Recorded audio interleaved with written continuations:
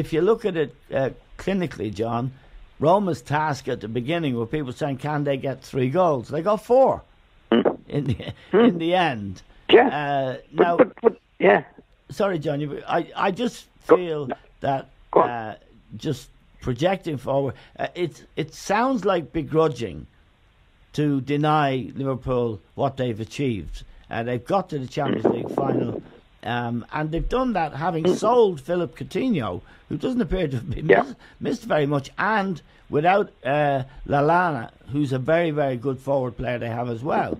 So, and with this mad goalkeeper. So, the question I want to ask you, John, is how did they do it? No, has the standard this season been low, and how do you see a rested and ready Real Madrid Liverpool clash? Well, if Madrid play as well as they can play, Eamon, which is a big question mark, I think they're good enough to beat Liverpool. But that's a big question mark. You know, they haven't done it this season. Can they suddenly switch it on? That's the big. I think that doesn't happen in football. You know, you either go on every week, really going at it. That's the standards. I don't think you can switch it on and switch it off.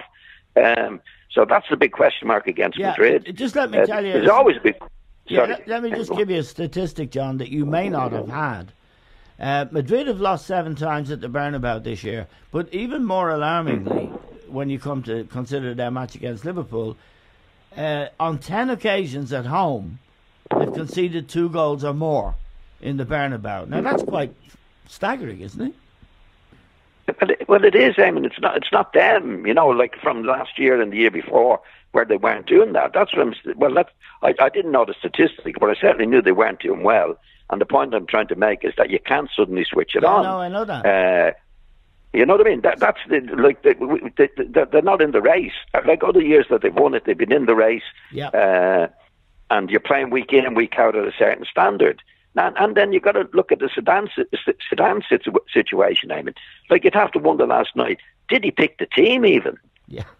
You know, like things go on in Madrid in this particular way. Yeah. Now, if that's the case, then the morale can't be good. It manifests itself on the pitch, and Liverpool won't have that problem. Liverpool, for all their faults, go with Klopp. They're there. They're going week in and week out in the Premiership, and they're going again in the Champions League. So they're doing the stuff as best they possibly can. That could be the deciding point on the day, whether Liverpool are going to do it or not. But on paper, if I think if Madrid play as well as they can play, which is the big question mark, I think they're good enough to beat Liverpool. But it's a big question mark, Eamon. Okay, Liam. I wouldn't like to have a lot of. I don't like to have my house on Madrid beating Liverpool. Let's put it that way. Well, Liam and I like to have a bet. Well, you know, Eamon, I backed Bayern Munich. When the draw came out, I fancied Bayern Munich to beat them. And I'm still scratching my head how that didn't happen. They fell over the line, did Real Madrid. They did. But like John, if they play their best on the night, you know, they're a better team than Liverpool. You know, if Ronaldo and Modric and Benzema. And Ramos gets his act together, and Varane at the back. But Liverpool have got a huge chance. I'm not convinced about either team, you know, and it's very, very difficult to call. All you would say is there's bound to be goals with those 2 defences. Yeah. So we should be in for some entertaining stuff. Yeah.